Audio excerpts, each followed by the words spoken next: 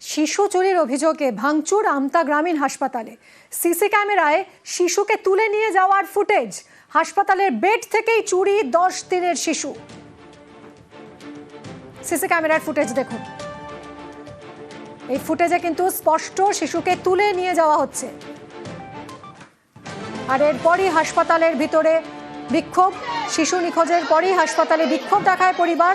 হাসপাতালের জরুরি বিভাগে ভাঙচুর, পুলিশকে ঘিরেও বিক্ষোভ, তর্কাতর্কি।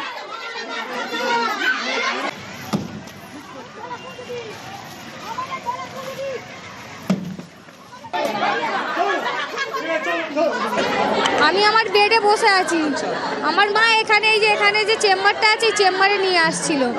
সেই বউটা নাকি আমার মাকে বলেছে বাচ্চাটা আমাকে দাও, তুমি অ্যাকাউন্ট বই নিয়ে সেন্টারে দিদিমণি রাজি সব আসছে ওখানে দেখাও বলে, সে খালি সেই মাত্র ঢুকেছে, সেই মাত্র তিলেকে বের করে নিয়ে চলে গেছে।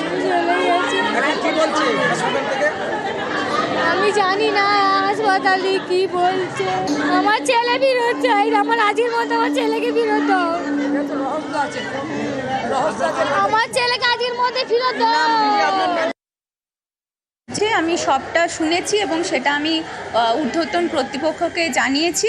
একজন শিশুর এখান থেকে শুনলাম যে পাওয়া যাচ্ছে না। আমাদের এমার্জেন্সি সব কিছু অনেক কিছু ডিস্ট্রয় হয়েছে, বরং এটাতে এই মুহূর্তে এমার্জেন্সি পরিষেবাটা আমরা দিতে পারছি না, এটা খারাপ লাগছে।